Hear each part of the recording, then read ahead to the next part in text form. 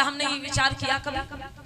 माताओं बहनों, असली देवी देवता हैं आपके माता पिता और आपके सास और ससुर।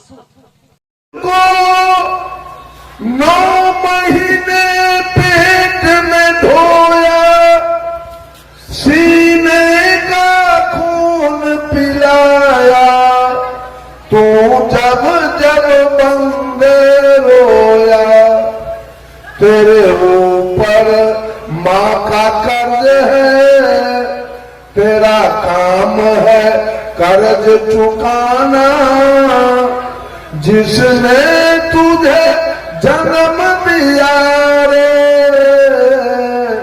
दिल उसका नहीं दुखाना। दिन रात तुझे तेरी माँ ने बाहों में तुझे झुलाया, खुद गीले में माँ सोई, सूखे में तुझे सुलाया। तुम कोई भी दुख देकर माँ को कभी न रुलाना। जिसने तुझे जन्म दिया रे, दिल उसका नहीं दुखाना। माँ बाप के चरण से बढ़कर कोई स्वर्ग नहीं है दूजा, सब छोड़ के तीरथ बंदे कर ले माँ बाप की पूजा। इस जन्म मरण से तुझको अगर है मुक्ति पाना, जिसने तुझे जन्म दिया रे, दिल उसका नहीं दुखाना। अगर मां नहीं होगा तो एक बात बताइए, पूरे दुनिया के 7.5 अरब मनुष्य है, हिंदू मुसलमान सिख ईसाई चारों मिला, पूरे दुनिया के मर्द मर जाए, सृष्टि चलेगी? सृष्टि चलेगी? चलेगी। पूरा दुनिया के मर्द मर जाए, सृष्टि चलेगी? मान लिया कि 7.5 अरब है जनसंख्या, उसमें 4.25 अरब औरत को छांट दीजिए और 4.25 अरब मर्द को छांट दीजिए। 4.25 अरब मर्द मर गया और 4.25 अरब औरत जिंदा है। 1 लाख भी औरत अगर गर्भवती होगी तो सृष्टि चलेगा कि नहीं चलेगा? उसके गर्भ से बेटा आएगा और सृष्टि चला देगा। लेकिन पूरा दुनिया के औरत अगर मर जाए तब सृष्टि चलेगी? तब सृष्टि बंद हो जाएगा। पुरुष मर जाए सृष्टि चलेगी, औरत मर जाए सृष्टि बंद हो जाएगा। अगर मां नहीं होती तो ये मजमा कहां से लगता? कौन लगाता? कितना कष्ट काट करके मां ने पैदा किया है। 9 महीना पेट में रखकर अपना खून पिलाकर, खून से दूध बनता है, अपना खून पिलाकर आपको पोसा पाला। अगर बेटा अपने पूरे शरीर का चमड़ी उतार कर और माँ के पैर के चप्पल बनवा दे, तब भी माँ का कर्जा बेटा से सजने लगा। कितना लागत माँ।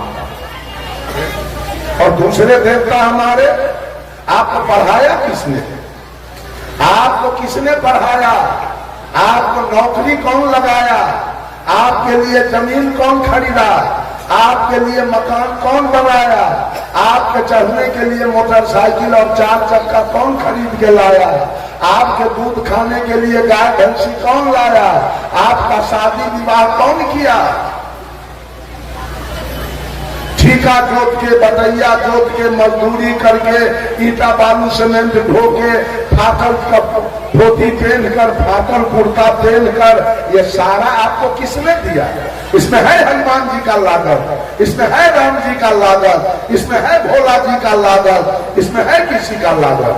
ये औरत सब लागत किसका? अब चर्चा करती है शिव गुरु की। ये महिला शिव चर्चा करती है। मैंने लिखा है शिव चर्चा एक पंथ है निकला शिव जी के गुण गाने का। लगता इनका मुख्य भोजन है मांस मछलियां खाने। गुरु बहिनी गुरु भैया कहते, झूम झूम खूब गाते हैं। दुर्दशन दुर्भक्षी भोजन मिल मिल कर खाते हैं। त्रिशूल डमरू हाथ दिखाते, सिर को कहाँ छिपाते हैं। निर्गुण रूप को कलप कलप के मौन को खूब उलझाते। सिर से स्वयं को कहते, खुद जाग नहीं पाते हैं। महादेव को खूब जगाते, जागो महादेव चिल्लाते। बिना देहधारी गुरु ज्ञान को मोक्ष कैसे हो पाएगा? और प्रत्यक्ष जिसको देख न पाया वो ज्ञान कैसे दे पाएगा? गुरु जिंदा चाहिए कि मरा हुआ? मरा हुआ गुरु किया है। क्यों? कि मांस खाएंगे नहीं रोकेगा, मछली खाएंगे नहीं रोकेगा, दारू पिएंगे नहीं रोकेगा, सिगरेट पिएंगे नहीं रोकेगा, खैनी खाएंगे नहीं रोकेगा। इसलिए मरा हुआ गुरु चाहिए। जिंदा गुरु तो रोक देगा। बंधुओं, सारा लागत आपके पिता का है। भजन किसका चल रहा है? पूजा जलधारी किसका कर रहे हैं? भोला बाबा का। पूजा हनुमान जी की चल रही है, पूजा राम जी की हो रही है, पूजा कृष्ण जी की हो रही है। और बाप की पूजा नहीं हो रही है जिसने सब कुछ। माँ की पूजा नहीं हो रही है, पूजा काली की हो रही है, दुर्गा की हो रही है, सरस्वती और लक्ष्मी और भगवती की हो रही है। क्या लक्ष्मी के पेट से निकले थे? क्या सरस्वती के पेट से निकले थे? कि दुर्गा काली के पेट से निकले थे? क्या दुर्गा काली हॉस्पिटल गई थी? क्या दुर्गा काली को एटीएस का सुई लगा था? याद कीजिए उस दिन को। देवता हमारा कौन है? किसकी पूजा हम करें? किसका लागत मेरे जीवन में है? और किसने मुझे कुछ दिया? तो मां ने तन दिया और पिता ने धन दिया। ये दो देने वाले हैं। मां तन दिया है, पिता धन दिया है। और हम मांस खा रहे थे, मछली खा रहे थे, तारी दारू गांजा भांग बीड़ी सिगरेट शिखर पराग खा रहे थे। हम चोरी दलाली बेईमानी घुसखोरी हत्या बलात्कार कर रहे थे। हम मिलावटबाजी कर रहे थे। दूध में पानी मिलाते थे, आटा में चोकर, घी में डलडा और चावल में कंकर। सारे पाप कर्म हम कर रहे थे। समाज में मेरी कोई प्रतिष्ठा नहीं थी। जहीं कहीं हम लात जूता खाते थे, जेल जाते थे, पंचायती में थूक चाटते थे, जुर्माना देते थे, मार खाते थे, काम धक्का उठ बैठ करते थे, कहीं दारू पी के पड़े रहते थे। इन सारे पाप कर्मों से किसने निकाला? गुरु ने निकाला। इन सारे पाप कर्मों से राम ने नहीं निकाला।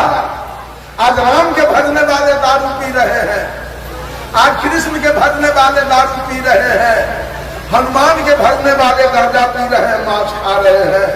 कि छठी माई के व्रत करने वाली औरत पारण के दिन मांस मछली खा रही है, जितिया करने वाली महिला खा रही है, होली दिवाली करने वाले खा रहे हैं। किसी ने नहीं, पाप कर्म से कोई निकालने वाला नहीं है।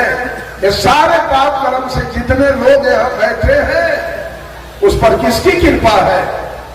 जितने लोग हैं उस पर किसकी कृपा है? गुरु जी की कृपा। गुरु ने सुधारा है, गुरु ने सुधारा है सबको। 7 दीप 9 खंड में गुरु से बड़ा न कोई, और कर्ता करे जो कर न सके, गुरु करे से हो।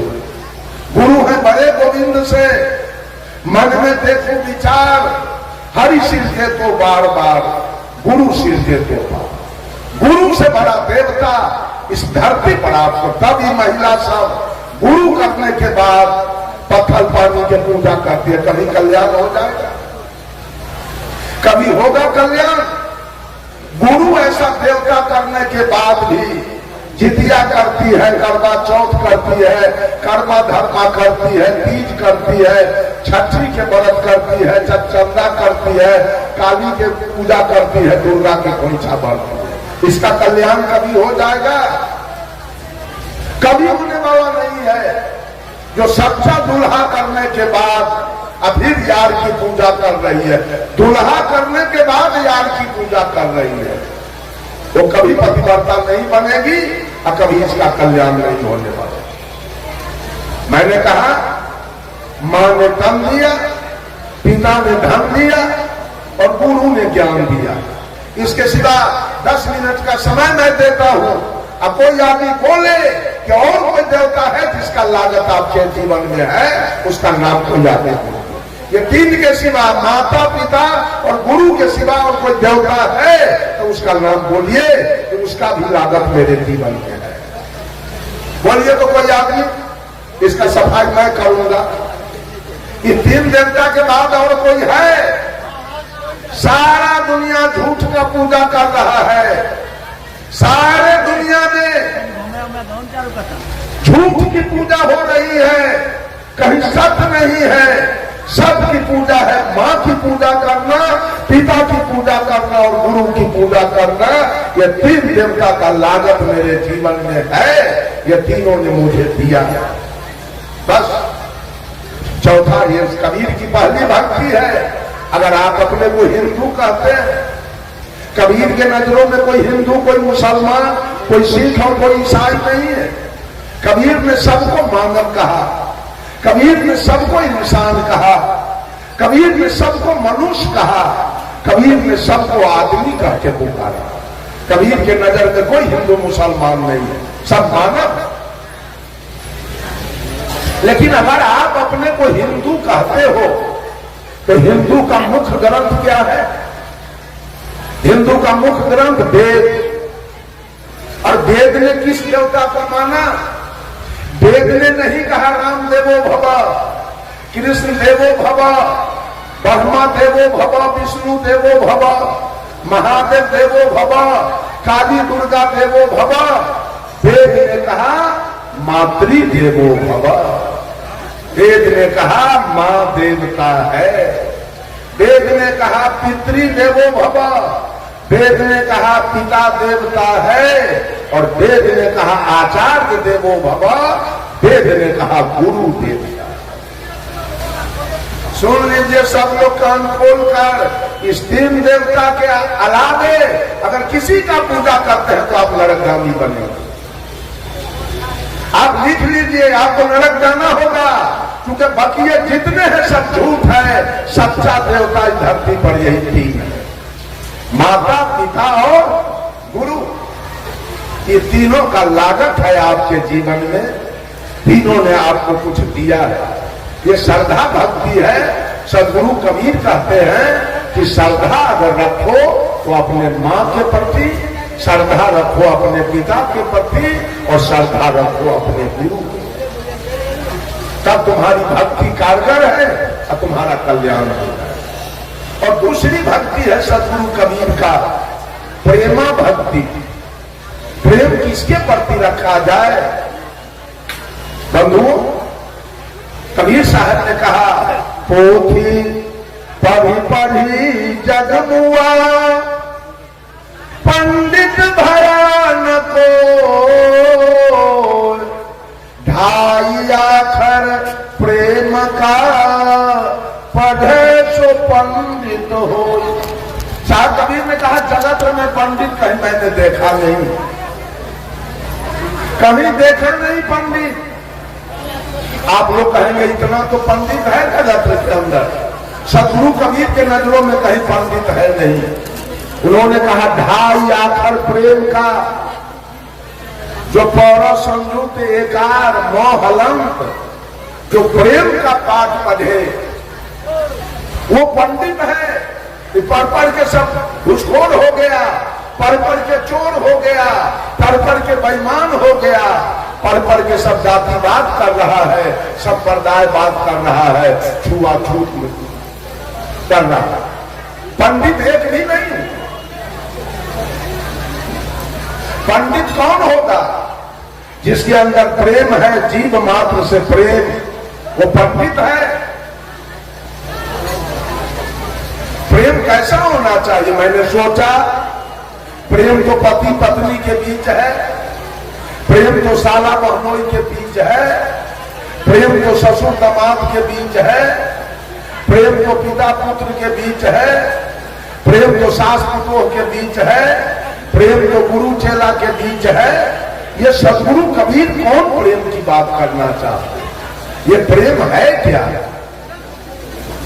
बंधुओं, सदगुरु कबीर के विचार के अनुसार प्रेम कहीं लेश मात्र नहीं है धरती पर, प्रेम है ही नहीं। वो प्रेम कौन है? एक आदमी इसी तरह सत्संग कराया, जब सत्संग समाप्त हो गया तो गांव के जाने माने एक व्यक्ति, संभ्रांत व्यक्ति जो सत्संग में नहीं आ सके, कल हो के व्यक्ति क्या कहने, चाचा जी आप कल मेरे सत्संग में क्यों नहीं आए? वो व्यक्ति कहा, बेटा कल मैं एक पंचायती में चला गया इसलिए नहीं आ सका। तो वो आदमी पूछा, पंचायती कैसी थी? कहा, एक लड़का एक लड़की में प्रेम हो गया, उसी की पंचायती थी, उसी पंचायती में हम चले गए। वो आदमी कहा, प्रेम में पंचायती की क्या आवश्यकता थी? पंचायती को झगड़ा में, लड़ाई में, चोरी में, दलाली में, घुसखोरी में, बेईमानी में, हत्या में, बलात्कार में पंचायती होती है। जब लड़का लड़की के बीच प्रेम हुआ तो प्रेम में पंचायती क्यों हुआ? प्रेम तो हुआ सेवरी और राम के बीच में, कभी पंचायती नहीं हुई, कभी गाली गलौज नहीं हुआ, कभी मारपीट नहीं हुआ, कभी मामला फौजदारी नहीं हुआ, और कभी एक बच्चा भी पैदा नहीं हुआ। इसलिए कि प्रेम निर्विकार है, प्रेम निर्भर है, प्रेम निर्मल है, प्रेम पावन है, प्रेम पवित्र है, प्रेम शुद्ध है, प्रेम में कोई विकार नहीं है। प्रेम में न काम है, न क्रोध है, न लोभ है, न मोह है, न तृष्णा है, न अहंकार है। सेवरी और राम के बीच में प्रेम हुआ, कोई गाली गलौज मारपीट कभी नहीं हुआ, एक बच्चा भी पैदा नहीं हुआ। प्रेम हुआ मीरा और कृष्ण के बीच में, कभी गाली गलौज मारपीट खून खराबी नहीं हुआ, एक बच्चा भी पैदा नहीं हुआ। प्रेम में बच्चा नहीं पैदा होता है। प्रेम हुआ रामकृष्ण परमहंस और शारदा देवी के बीच में, कभी एक बच्चा नहीं हुआ, कोई गाली गलौज मारपीट नहीं हुआ। प्रेम हुआ जयप्रकाश नारायण और प्रभावती देवी के बीच में, कोई गाली गलौज नहीं, कोई मारपीट नहीं, कोई बच्चा भी पैदा नहीं हुआ। उसका नाम प्रेम है। बंधुओं, जो साहब कबीर ने प्रेम की चर्चा किया वो प्रेम है, आत्मा से आत्मा का मिलन, इसका नाम है प्रेम। सेवरी और राम के बीच में आत्मा का मिलन हो गया। सेवरी कही थी राम से, कही विधि स्तुति करो तुम्हारी, अधम जाति में जरमति नारी, अधम ते अधम अधम यति नारी, तीन मह में मति मंद गमारी। का प्रभु मैं आपका सेवा कैसे करूं? एक तो मैं जात की मुसहरनी, देखने में काली कलोटी, और तीसरे विद्या के हीन। तो भगवान राम ने सेवरी से कहा, कहा रघुपति सुनु भामनि बाता, मान हुए भगति करनाता, जाति पाति कुल धर्म बराई, धन बल परिजन गुण चतुराई, भक्तिहीन नर सोहि कैसे, लवन बिना बहु